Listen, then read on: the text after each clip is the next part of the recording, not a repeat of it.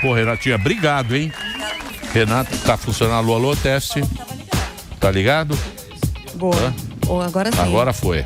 Boa tarde a todos. Teste. Obrigada pelo convite, como sempre. Como é que é? Tranquila? Tranquilo. Vai passar o Natal aqui ou não? Não, vou voltar sábado já. Certo? Pra Miami. Vim aqui só pra dar um pulinho mesmo, ver vocês. Você se acostumou, né? Os Estados Miami, Unidos. 24 horas. Fugir, gostoso, né? Gostoso. É. Mas eu sou suspeita, porque Miami é bom pra morar. Pra mim, não sei se você gosta de calor ou de frio, mas eu gosto de calor, eu gosto de praia. Então, pra se adaptar pra quem é brasileiro, Miami é meio que... Mas é caro, né? É caro.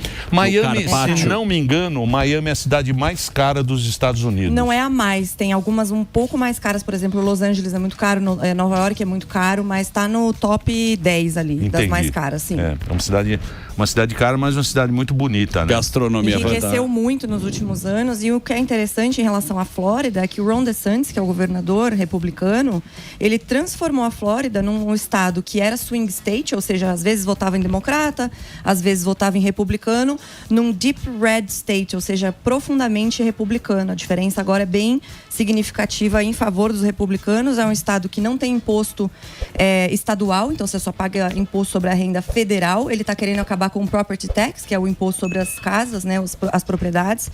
E ele, em comparação com outros estados, é um estado muito pró-business. Então, toda aquela galera bilionário, as empresas de tecnologia, ou começaram a sair da Califórnia para o Texas, ou vieram para a Flórida. Então, também por isso que os imóveis e o custo de vida levou depois da pandemia, mas a cidade está muito rica, muito segura, muito limpa. Mas o imposto lá é caro. Mesmo o cara dando benefício, mas olha imposto só, americano... Isso é uma coisa legal da gente colocar sob contexto, que tem muita desinformação, digamos assim, rodando por aí. O imposto, o bracket maior do imposto federal nos Estados Unidos é 37%, que é maior do que aqui, que é 27,5%. Só que quando eu coloco, sob perspectiva, o tamanho da carga tributária total dos Estados Unidos em relação ao PIB, é de 25%. Enquanto que aqui no Brasil a gente acabou de bater 34,2%. Não dá para comparar... Você fala o quê? O imposto de tudo. A carga tributária... Imposto de consumo... Todos os de tributos tudo. somados, a carga tributária total dos Estados Unidos sobre o PIB é de 25%, a carga tributária. No Brasil, 34,2%. Então, o Brasil está acima da OCDE, está acima da média dos países emergentes e muito acima dos Estados Unidos, que obviamente não dá para comparar em termos de serviços públicos e tudo que entrega, né? Então, isso é interessante porque às vezes o cara fala assim, nossa, os Estados Unidos é liberal coisa nenhuma, tem imposto pra caramba, só que depende do Estado, que também é uma coisa legal em comparação com o Brasil, do federalismo. Então, o Estado tem autonomia para colocar os seus impostos, você pode se mudar para aquele que você concorda. Tem essa concorrência. Inclusive, agora em Nova York, deve acontecer mais um êxodo que já tinha acontecido na pandemia, e deve acontecer mais um se o Mandami fizer o que ele prometeu. Muito do que ele prometeu ele não consegue fazer sozinho, ele depende do governo do estado, né? Papo de palanque. Tem muito isso. Pega também. Pega a trouxa. Mas a Flórida, depois da pandemia, durante a pandemia, a Flórida foi um dos estados que mais ficou aberto em comparação com os outros. Então a galera rica veio para pegar casa grande, ficar lá na praia, porque se é para ficar em lockdown, digamos assim, melhor ficar num lugar grande, né, com praia, com piscina e tal. Só que não voltaram, porque a qualidade de vida lá é muito boa e pro nova-iorquino, Miami ainda é barato. Porque Nova York é muito Nova caro. York é assustador. É assustador. Então, você sabe qual é a média de aluguel em Nova York? $3 mil. $3 mil. $3 mil é a média. Não, e assim, né? É um cubículo. É caro, né? É caro pra morar, é caro pra comer, é caro pra tudo. É caro pra tudo. Mas lá, eu acabei de ir pra lá, que eu vou todo ano a trabalho, e tem aquele cheiro de riqueza. O prédio do JP Morgan custou $3 bilhões, que acabou de inaugurar, uma coisa incrível. Todos os bancos, as corretoras, aquele pessoal correndo, e ao mesmo tempo você tem a eleição ele fala que ele é socialista democrático, mas ele é comunista, né? Ele é comunista, ele deu, inclusive, na abertura dele do discurso de ter vencido a eleição, ele citou um comunista. Então, ele é comunista, é uma coisa muito maluca. Mas é aquilo que você falou, por exemplo, você anda em Nova York, bicho. é o retrato do capitalismo, da vitória do capitalismo. Prédios imponentes. Não é. Ali tem riqueza, né? Os bancos. E a justiça funciona, as coisas funcionam ali, né? Justiça ali em 6 meses você resolve qualquer treta. Isso é um ponto. Bonito aquilo lá. Eu sou muito fã dessa... Mas aí que entra aquela coisa do federalismo. A gente tem um amigo que é policial em NYPD e a justiça estadual, porque isso também é importante, estadual e federal, ela começou a dar uma brasilidade ali. O cara é preso e aí solta, a justiça solta, porque os juízes também são eleitos, uma boa parte. E o Nova York, aquela parte dos Estados Unidos, que é a costa leste, né? Ela tem muito esse progressismo, essa ideia de que o bandido é vítima da sociedade, aquela coisa. Então, por isso também que teve muita gente indo pro Texas, pra Flórida, pro Tennessee, pro Wyoming, que são estados mais republicanos. Ele manda o contador, né? Ele fica na Califórnia e o contador é no Texas. Isso aí. Malandro. Ele é bobo. Bobão. Bobão somos cara nós. continua, aqui, né? Nós aqui que somos trouxa. Votamos no prefeito, aumentou o IPTU. Você viu isso? Falou um negócio pra gente. Falou um negócio pra gente. E amigos nossos. Opa, colegas. Imagina colegas se fosse nossos. inimigo, né? Imagina. Isso é o que mais me dói.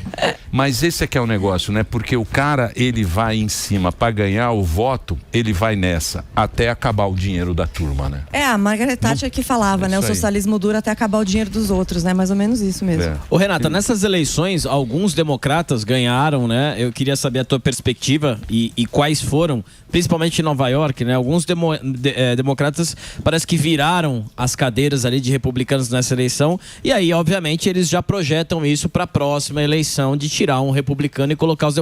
Como é que tá isso, esse cenário nos Estados Unidos? Não dá para dizer que tem nada definido, porque a política como economia lá é muito dinâmica e a gente acabou de ver que o shutdown acabou de acabar, né? Foram 43 dias, foi o mais longevo de toda a história. E o Donald Trump, ele tem uma pegada e muitas coisas eu concordo com ele, algumas eu discordo, mas a pegada dele para combater o que ele acha que é errado é muito agressiva.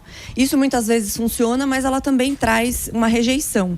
Então eles têm que correr e ele está fazendo tudo de forma bastante agressiva também, porque nos midterms no ano que vem, no outro, você vai ter muito provavelmente uma disputa bem acirrada e hoje eles têm a maioria no Senado e na Câmara. E se eles fizerem coisas que o setor mais importante, né, que é o público, perceber que a vida deles não melhorou, porque tudo isso foi prometido, né, que a vida vai melhorar, a inflação vai baixar, vai aumentar emprego e tudo, e tem muita coisa para ser feita, pode acontecer de virar isso nesses midterms e eles perderem a maioria da Câmara e do Senado. Mas então, você fala desse filibuster aí, Porque é o seguinte, nos Estados Unidos, pro cara aprovar, precisa 60 senadores darem ok. Como ele não tinha, por isso que ficou assim, seba.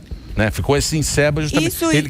Ele quer diminuir esse número de 60 senadores. Ele quer fazer várias coisas que ele não consegue fazer sozinho, né? E de novo, esse shutdown de 43 dias, o ponto é que não houve durante todo esse tempo uma concordância explícita dos democratas com os republicanos, porque o orçamento todo ano ele tem que ser aprovado. Isso. E tem que ter concordância de ambos, mesmo com a maioria no Senado e na Câmara.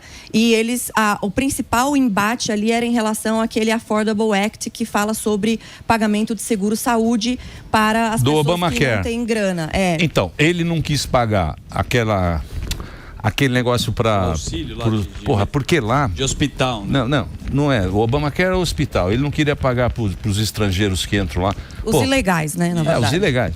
Por exemplo, tem um hotel lá em Nova York, o cara paga $300 por dia para cada pessoa ficar no hotel. A conta não fecha. O cara fica em Manhattan no hotel ali e eles queriam esse dinheiro para continuar bancando. E vamos lembrar que ele foi eleito muito em cima também dessa pauta de dizer o seguinte, tem americano passando problemas ou algum tipo de necessidade, não tá com grana, como é que o Estado vai pagar para vir alguém de fora de maneira ilegal, que é já considerado um crime, mesmo que a pessoa não tivesse algum tipo de antecedente criminal, só o fato de você atravessar a fronteira de maneira ilegal já é um crime. E as pessoas falando, não tem dinheiro pra gente fazer aqui a nossa reconstrução da cidade depois de um furacão ou um tornado.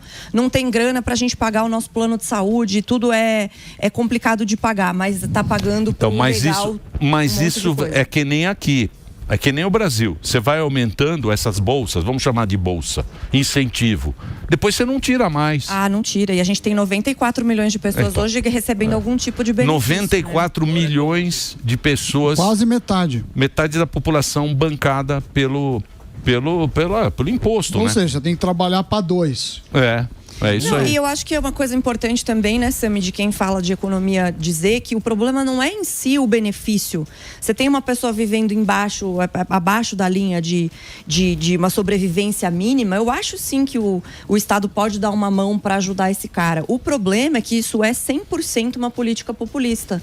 Ela não é uma coisa pensada no longo prazo para que tenha empresas indo para lá, tenha educação técnica. Tem estratégia. Uma estratégia, de fato, para a mas não pessoa é. sair Isso aí- Tem dois disso problemas. É assim, e sair é disso assim. sozinha, né? Eu vou explicar para vocês como é que funciona. Nós, seres humanos, adoramos benefícios.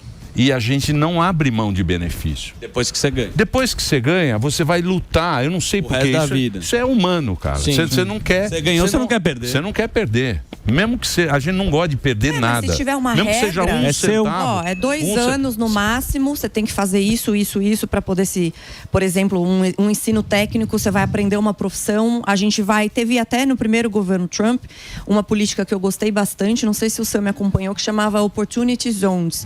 Então ele pegava estados e regiões com bastante dificuldade financeira, criava programas de incentivo para que as empresas pudessem se estabelecer lá. Isso poderia funcionar muito bem aqui. O problema é que sem o federalismo, que é Brasília que define, não tem essa competição saudável entre os estados. Tem algum tipo de competição fiscal, porque ainda tem alguma autonomia sobre os impostos estaduais, mas no resto não. Então, se você criasse condições para essas empresas, e outra, parte logística também, porque não é só colocar a empresa lá, sei lá, no Pará, ou no Maranhão, no Piauí. Como é que eu escoo essa produção? Eu não tenho um porto legal, eu não tenho estrada bacana, eu não tenho malha ferroviária. Então, esse é um projeto de longo prazo, e ninguém pensa no longo prazo no Brasil. O cara pensa na próxima eleição. Então, os incentivos são muito errados aqui, né? Mas em relação ao Bolsa Família, a gente tem alguns problemas. Primeiro, aqui no Brasil já está acontecendo o que você sempre cita, que foi na Argentina. O cara vive de bolsa, assim como o pai dele que viveu, assim como isso. São gerações. O Vira uma programa coisa só se cultural amplia. até. Não, se o programa tem sucesso, ele deveria ter diminuído no tempo, não ser ampliado. O outro problema, que eu acho que é mais grave, você criou um acúmulo de bolsas em que não trabalhar vira mais interessante que trabalhar. Então, o varejo, por exemplo, o supermercado não está conseguindo contratar. Porque o cara não quer ganhar um salário mínimo, se ele pode ganhar quase isso de bolsa, e ele faz uns bicos poucos dias e fica mais. Então, você tem um desincentivo ao trabalho. E por que o supermercado não aumenta mais o valor do funcionário? Porque esse funcionário não consegue gerar riqueza suficiente. Então, vários supermercados estão quebrando. O varejo em si, ontem saiu um dado do varejo, o varejo está diminuindo. Então, enquanto a gente não tiver um incentivo para as pessoas estudarem, trabalharem, não tem jeito. Não pode ser, em nenhum lugar do mundo pode ser mais interessante você viver às custas do Estado do que você pôr sua vida à prova. E é isso que está acontecendo.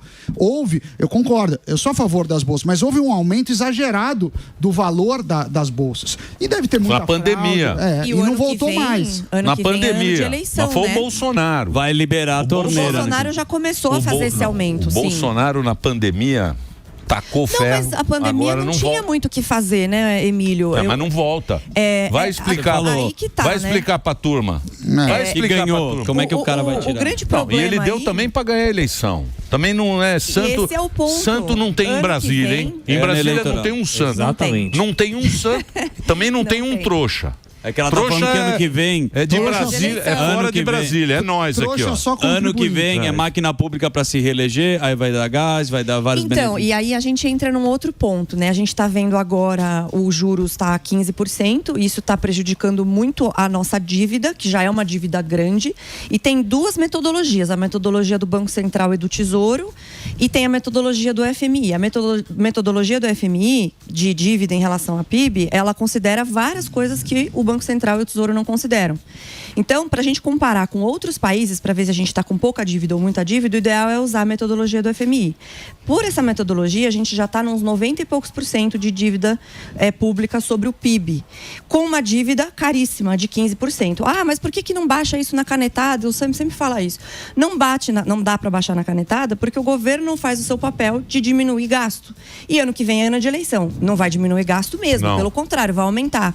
E aí o mercado já está esperando, porque a inflação arrefeceu, lógico, né? Porque com 15% de juros a economia vai ficar mais estrangulada, vai arrefecer a atividade, tudo bem. Então, isso dá uma condição para que o Banco Central, o Copom, comece a baixar juros a partir do ano que vem. Só que se o governo, por acaso, e que isso é uma possibilidade grande, acelere mais ainda os gastos nessa questão populista para tentar segurar a popularidade do Lula, que está indo para casa, né? De lá do outro lado, eu não vou conseguir baixar esses juros, que meio que já é consenso do mercado que já dá para fazer isso no começo do ano. Então a gente está nesse dilema. Aí você fala, nossa, mas a Bolsa está no recorde, né? Bateu 157, 158 mil pontos. Mas claro, a Bolsa estava barata, o gringo veio para trazer o dinheiro, porque o carry trade, né, essa diferença de juros é muito positiva para o gringo que faz preço na bolsa, que faz preço na renda fixa, que faz preço no dólar, ele vem para pegar esses juros altos, a diferença de juros do Brasil para os Estados Unidos é alta, ele pode tomar dinheiro barato nos Estados Unidos e vir investir que é os gafanhoto. Que é o cara, só que assim, a alocação do gringo, é importante as pessoas entenderem, ela é tática, ela não é estrutural. Agora tá bom, eu vou pôr 1% do meu fundo, 1% do dinheiro do gringo faz muito preço aqui na Bolsa. Então, realmente está barato. Só que se você pegar nos últimos 5 anos, a Bolsa brasileira, em termos reais, né, descontada a inflação, rendeu nesse período todo em torno de 10%. Retorno real. A Bolsa Americana, ela rendeu, em termos reais, mais de 130. Meu Deus. Então, o pessoal fala assim, não, porque a Bolsa, porque tá alta. Em termos reais, o nosso recorde foi em 2008, na verdade. A gente está muito longe ainda desse recorde. Quer dizer que não é para investir no Brasil? Não, dá para investir nos dois. Mas essa euforia com a Bolsa, muita gente acaba entendendo que é uma euforia com o país, no sentido do país estar com tudo resolvido. E não tá tudo arrumado, pelo contrário. E como é que você vê a perspectiva para o Brasil, que a gente tem muita dívida? A gente tem 2026, tem reeleição, 2027, uma hora a gente vai ter que pagar essa conta. Então, vai cair no colo do novo presidente em 2027. Como é que você vê isso? Vem uma bucha, então? Vem uma bucha. Seja quem for eleito, não sei se vai ser o Tarcísio, não sei quem que vai ser aí no lugar, se vai ser o Lula, vai ser reeleito. Eu realmente não tenho uma opinião formada, porque às vezes eu acho que vai ser um, às vezes eu acho que vai ser outro. A máquina pública está na mão do Lula, né? E isso, estruturalmente, historicamente, sempre o presidente, tirando o Bolsonaro, os outros sempre se reelegeram. Até a Dilma se reelegeu, né? Com a máquina pública na mão e tal. Então, não sei. Mas o ponto é que vai estourar essa bucha na mão de alguém. O próprio Tesouro Nacional, né, ligado ao governo, já admite que não vai ter mais dinheiro em 2027. Então, a gente tem uma situação fiscal que é uma bomba relógio. Vai estourar isso em algum momento, logo mais. Olha, você sabe que é impressionante quando vem a presença da nossa querida Renata. A audiência, ela fica hipnotizada. Fica, porque ela é inteligente. Não sei porquê, mas a audiência fica hipnotizada com a sua qualidade de informação, com a sua simpatia. Eloquência. Exatamente. Eu vou fazer um break agora para a rede de rádio. A gente continua nas plataformas. O Instagram da Renata é renata.jbarreto. @renata.jbarreto. E não adianta ficar com gracejos. Não. Porque ela é casada com um monstro. Um cara imenso. O maromba sensual. Vai lá, Reginaldinho. Adoro o maridão dela. Deixa eu falar uma coisa, Renata. Tem um termo que usam muito, a gente tem que tratar com muito respeito aqui, né? A audiência, ela se empolga realmente com você.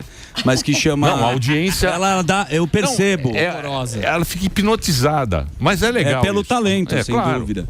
Que chama... E pela beleza também. Né? Claro. Tem um termo que o Siqueirinha me ensinou, que é fuga de talentos. Você é uma fuga de talentos. Porque você saiu aqui do Brasil para tocar a sua vida lá, empreender. Mas as minhas empresas estão no Brasil, continuo atendendo brasileiros, né? Não, então, tudo não é de bem. todo, Então, né? deixa eu te perguntar um negócio. Você faz o que? Você pega dinheiro dos brasileiros e investe lá, é isso? Uma holding? A gente tem um grupo que chama Faz Group, que tem 8 empresas embaixo. E aí lá tem Family Office, que cuida de clientes de 10 milhões para cima, que eu sei que você já podia ser meu cliente, já te falei isso da outra vez. Isso eu tenho no Bradesco Já te Vermelho. falei, errado, tá errado. Disponível para saque. Bradesco Vermelho, Tá mais chulé. ele vai no McDonald's. No cartão da E a Disney. gente tem assessoria, então a gente cuida do dinheiro do cliente. Se for o Family Office, por exemplo, que eu sou head, eu posso usar qualquer instituição no Brasil e ficar com um contrato de gestão, tipo um guarda-chuva, que eu consigo assumir toda a gestão de todos os bancos e corretoras que ele tem, e aí eu faço isso sem conflito de interesse, porque eu cobro dele uma taxa de gestão e devolvo as comissões de qualquer local que ele tiver conta. Então eu sou como se fosse uma conselheira financeira do cara, Entendi. né? E não uma gerente. E a gente tem outras 3 empresas que tá fora do grupo, que eu sou sócia também, que são as empresas offshore, onde a gente faz os investimentos internacionais do cliente, estrutura opções para ele fora, para poder ter benefício sucessório, não pagar imposto, não Blindagem patrimonial. Blindagem patrimonial e investimento no exterior. A turma rica tá se mandando, né? Era isso. Cada A gente tá vez Essa é a minha recorde, questão. né? Com recorde Por de que tá tendo envio. essa fuga de Por que talento? você acha? Por que você acha? Por que você Adivinha. quer inteligente? O primeiro ponto, sem dúvida, é a questão dos impostos. Só que quando a gente olha os dados das pesquisas, pelo que eu vi, são 1.200 milionários que vão sair até o final de 2025 do Brasil. Então, claro que o imposto conta, mas o principal é segurança. E eu vou te falar que isso também foi um ponto importante para mim. Você sentiu na muito, né? saída.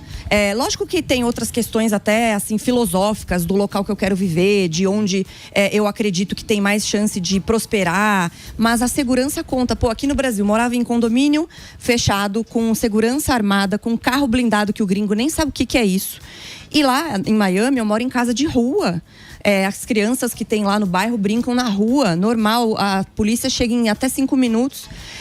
A escola pública foi a do meu bairro, onde Jeff Bezos estudou, o dono da Amazon. Na pública. Então, na escola pública, ninguém sabe o que é carro blindado, tem muita segurança, é muito tranquilo. Lógico que, como eu falei, depende de cada estado, de cada cidade, né? Tem diferenças também. Mas, no total, a segurança que eu tenho lá não dá para comparar com a segurança que eu tinha aqui. E isso conta muito para os milionários, principalmente o pessoal que tem família e etc. Onde que eu quero criar minha família? Num local que eu tô preso, enclausurado, onde o pessoal fala muito assim, mas é muito bom ser rico no Brasil, porque aqui você paga pouco imposto. Primeiro, carga tributária, falei, 34,2% do PIB contra 25% dos Estados Unidos. Então, você paga mais imposto sobre a renda nos Estados Unidos, mas muito menos sobre o consumo. Então, a qualidade de vida do cara lá, mesmo um cara normal, de classe média, um cara que faz um serviço comum, manual, ele tem uma qualidade de vida muito boa. Então, as diferenças que você vê, Miami, que é uma cidade muito rica, você não vê pobreza. Isso não fica tem com lá. inveja. O que é ruim lá nos Estados Unidos Você sabe uma coisa muito boa. Mas tem plano de saúde, né? Uma coisa muito boa de país socialista é o seguinte. É o seguinte. Lá vem. Ele iguala a miséria. Sim. Todo mundo fica mal. Todo mundo fica pobre igual. Mas é um monte de. Então, é muito justo. Você se sente abraçado. É uma O que justiça acontece? bacana. É a justiça social de país socialista, ou seja, todo mundo vai ficar pobre igual. É nóis. O partidão, a turma do partidão. Aí Não, vive é igual outra rei. coisa. Olha esse número aqui que tem, que saiu agora há pouco tempo, por da Grécia. O PIB da Grécia, em 2004, comparado com a Polônia. A Polônia era uma merda, hein? A Polônia era uma porcaria. Mudou o voo da Polônia. A Grécia, em 2004, o PIB era 234 bi de dólar.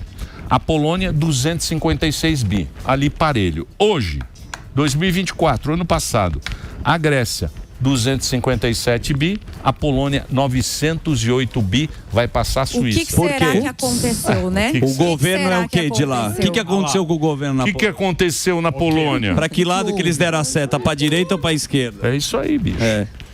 Mas você tá animada com a América do Sul? Eu falei aqui, pô, você tá vendo Bolívia, eu vou ficar rico, eu vou apostar no Aldeota, eu vou ganhar o bolão. Aí sim. E vou morar em Miami, lá, vizinho do seu condomínio lá. A Argentina, se o Milei for eleito por mais 4 anos, pode dar uma mudada muito significativa. O pessoal tá bem animado com a Argentina.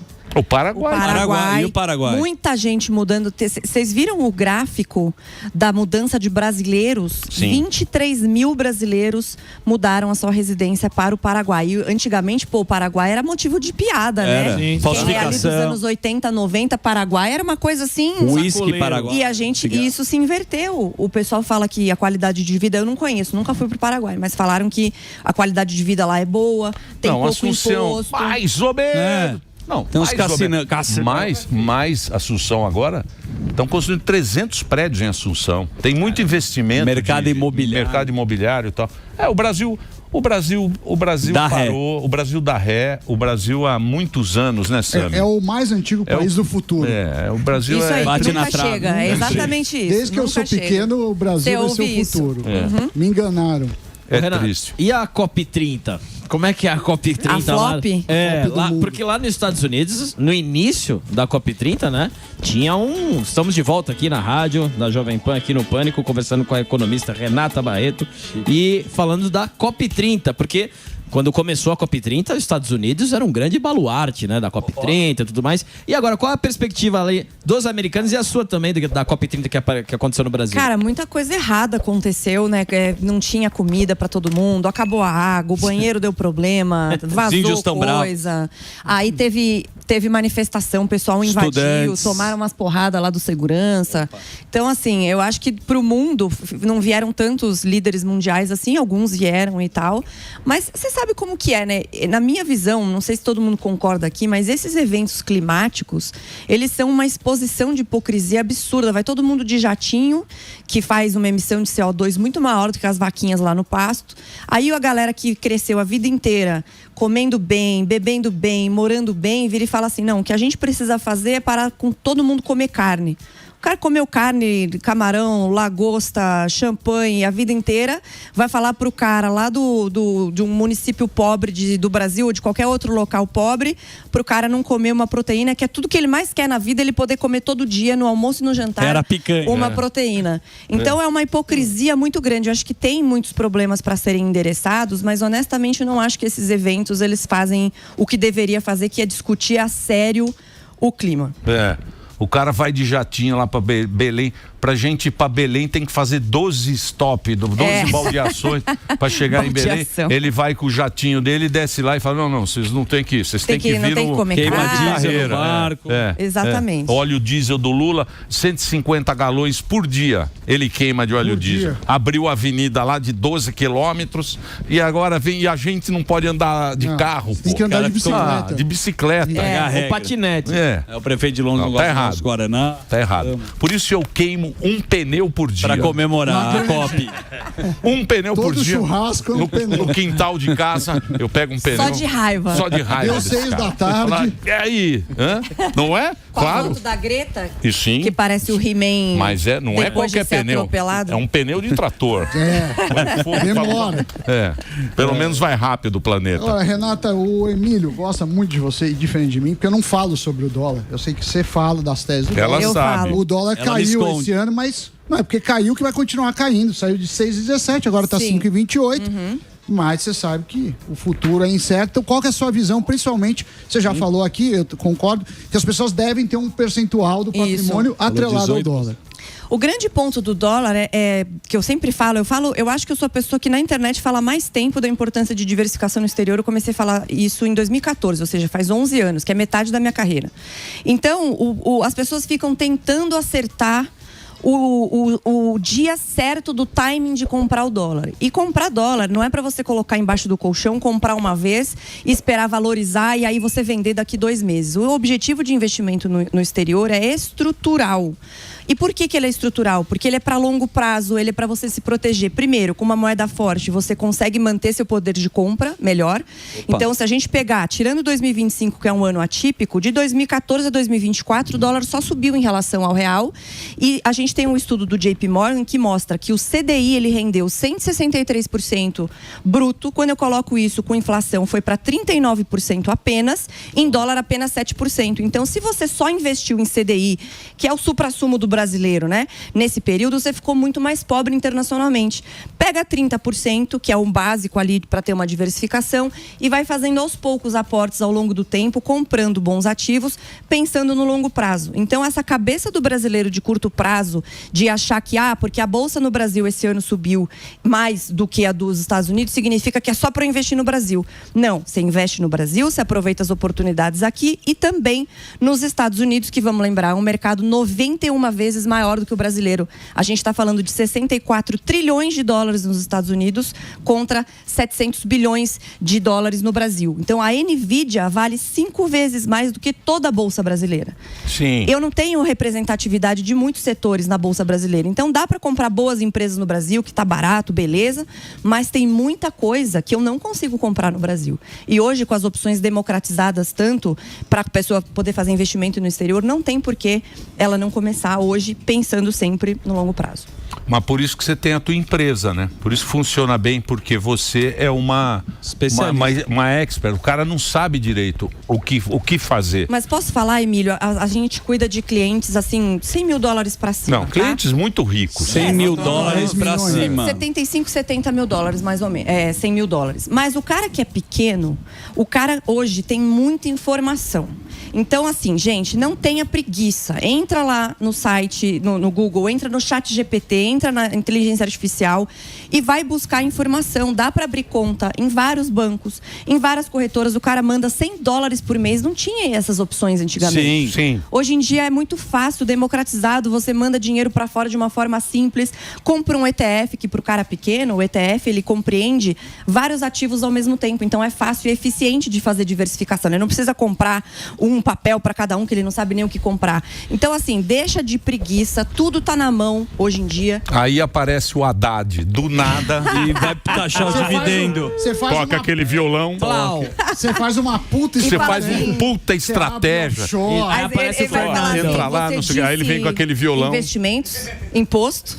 Aí aparece o Fernando. Bitcoin e criptomoedas. Tá caindo bem. Tá caindo, hoje, né? Tá caindo. É hora Tá de com comprar. 96 mil dólares, mais ou menos.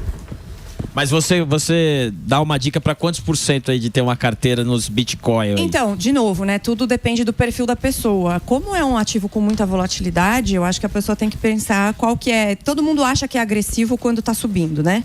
Quando tá caindo, aí a pessoa vira conservadora pra caramba. Então tem que pensar nisso bem para entender o seu próprio perfil. Começar com um pouco, ali 5%, por aí, para ver como que ele se sente com a volatilidade, num prazo um pouco mais longo. Porque teve aquela subida grande, foi até 125 mil dólares, aí o cliente vê isso, se empolga, fala, caramba, nunca ganhei tanto dinheiro tão rápido, e vai aumentando o percentual sem ter perfil de fato para isso. Então, aí quando eu vejo os meus clientes velhinhos, de 80, 90 anos, falando para comprar Bitcoin, eu já fico preocupada.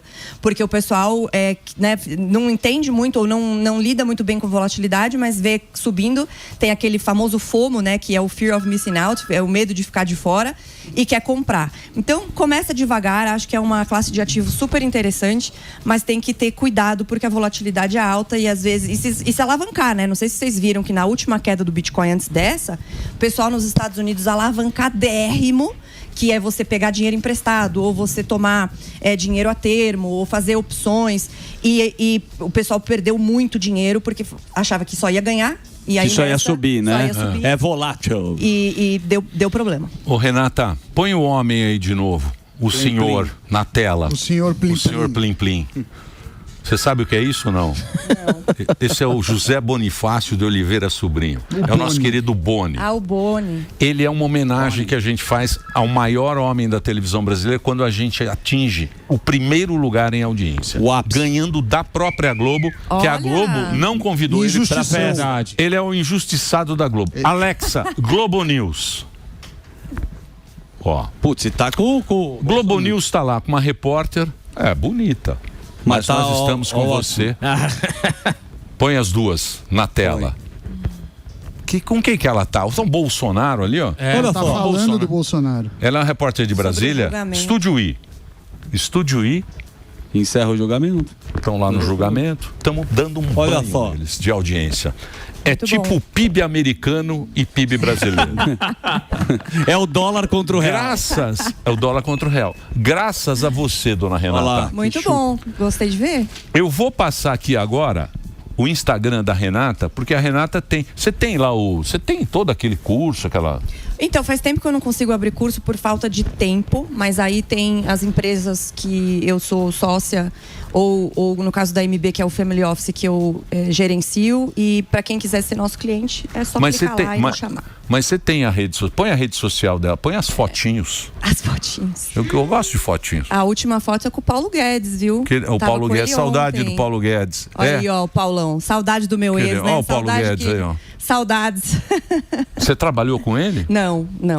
Ontem eu fiz uma palestra num evento e ele estava lá, consegui tietar o mestre. Ele era meio mal-humorado também, meio gueré, né? Ó, você colocou a cabelo vermelho. Ó, cabelo vermelho. O Instagram dela é muito bom. Bom o Instagram? Não, ela faz uns reacts. Pá. Renata... Ó, vou passar o Instagram pra você. Mas não é pra fazer gracejo, não. Não, que o namorado é enorme. O marido, bicho, é um armário. E dá porrada. Não é Juca Kfouri, não. Põe Juca Kfouri. Não é Juca Kfouri. Terminar com Juca. Não é Juca Kfouri, não. Carinha de Juca Kfouri. Juca Kfouri, que faz mulher para ele fica... Não. Cara é da porrada. Quase infarta. Renata.J Barreto, com 2 R's. Renata.J Barreto. Mais uma vez, quero agradecer sua participação. Eu que agradeço. Sempre que você estiver aqui no Brasil, apareça eu aí. Eu adoro vir aqui. Vocês sabem que toda vez que eu venho pra cá, É o único local que faço questão de vir todas as vezes é o Pânico. Eu adoro vocês. Obrigado. E a nossa audiência também gosta muito de você. Boa sorte. Obrigada. Valeu. Renata Barreto conversou com a gente aqui na programação da Jovem Pan.